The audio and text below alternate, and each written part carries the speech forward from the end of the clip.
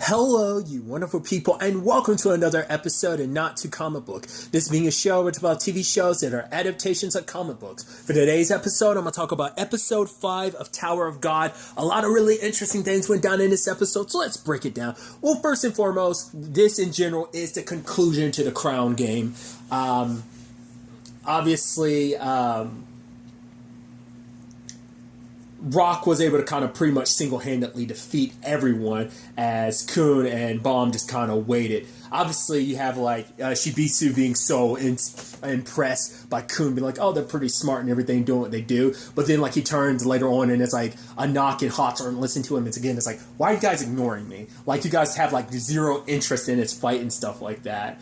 But obviously, you have the mystery team, the team from the other area, being like, oh yeah, like we won't step in this round, but maybe next round, we'll let them keep thinking they're winning for now. But yeah, that gave them, they ended up wiping out all the other teams. Once again, Rock kind of did all the heavy lifting. And I love Kun's just so like, oh, I'm bored when everyone else kind of interested in the next round and he's just leaning on Bomb's. Bomb's like, are you really okay with things being the way they are? So the other teams are like, let's join together and mess them up. But then one team doesn't work like that. And you're like, oh, it turns out they're what was really hidden inside of Kun's bag.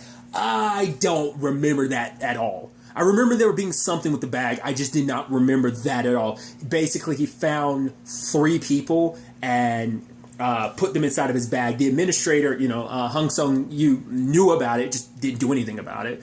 So he thought it was like, oh, you asshole, you know about it, but you're not saying anything. But he just kind of let it go because it's like, yeah, Kun found a way around it and everything. So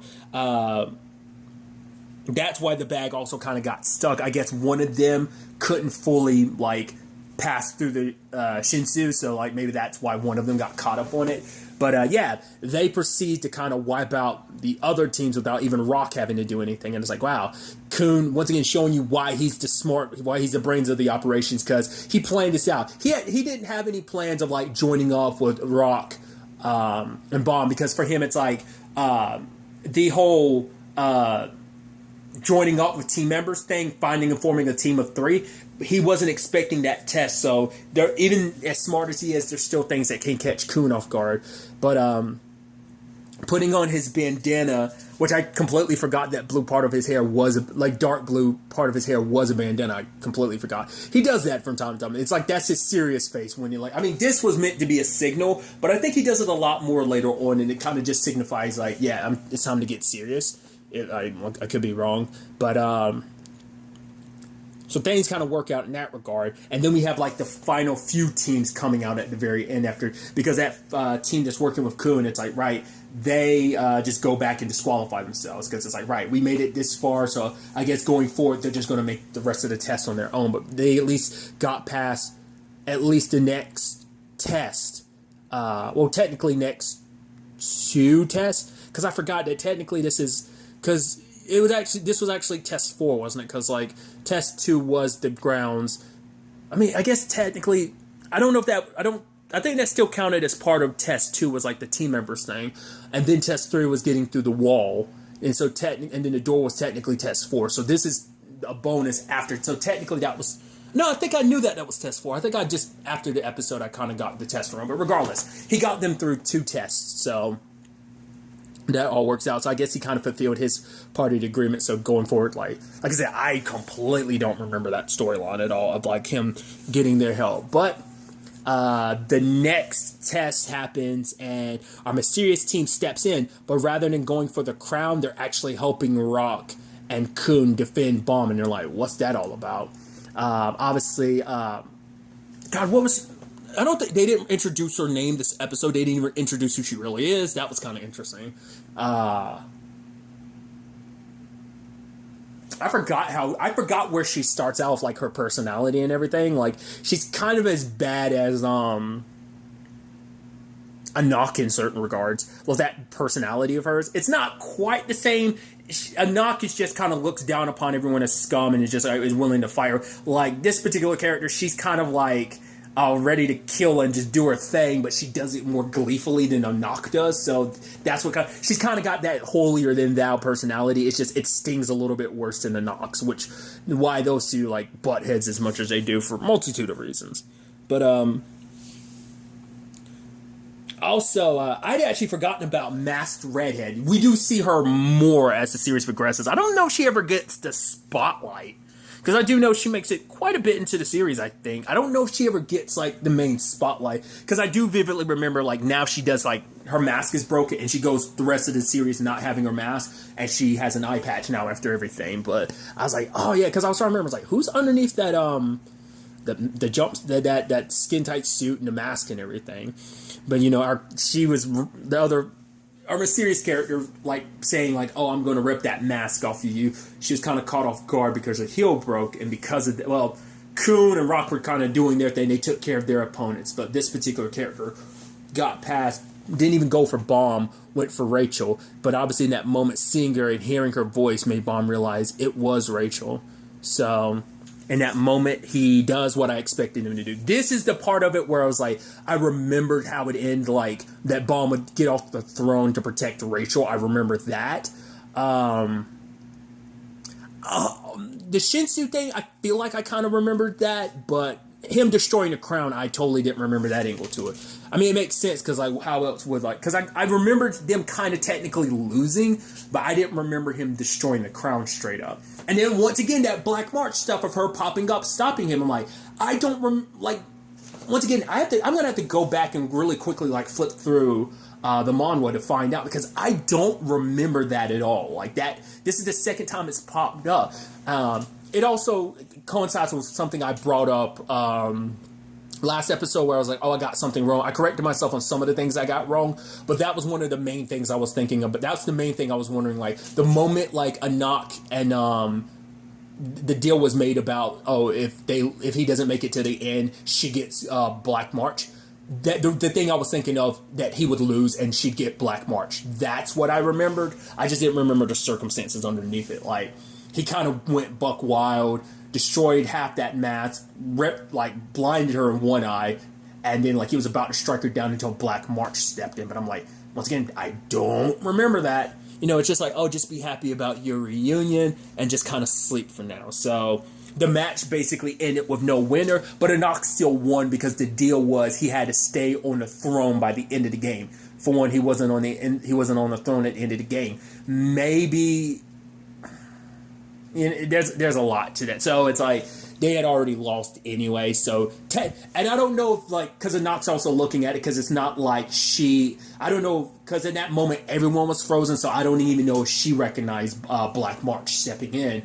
But it's her looking at this weapon. It's like, because she's trying to prove herself. She has to, because as that character throughout last episode, calling her an imposter and everything. So she has a lot to live up to, and she's proving herself not to just other people, but to herself.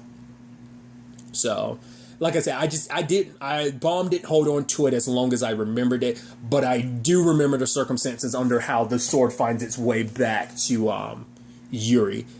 I would assume I'm assuming that's gonna happen at the spoilers at the end of the season, along with other stuff. If you read the manhwa, and just with the pacing and everything, I don't know, like, everything, but I feel like, given the pacing and everything, I haven't looked at it, but I'm assuming, because it's like 39 episodes, each season's like evenly split to 13 episodes. Could be wrong, but I'm curious, is season 1 of the anime going to end where season 1 of the manhwa ended? Because honestly, that's the perfect spot to end off season 1 in the anime, because, like, that's a great break in the story. So regardless, Bomb is still unconscious, so he needs to wake up, or if he doesn't, he won't be able to participate in the next test, and he'll be disqualified. But aside from all of that, we have, like, Lero and Han Sung Yu, who, once again, the bastard just knows a lot more than he ever lets on, and it's just like his smugness just kind of, like, irks you to a certain extent.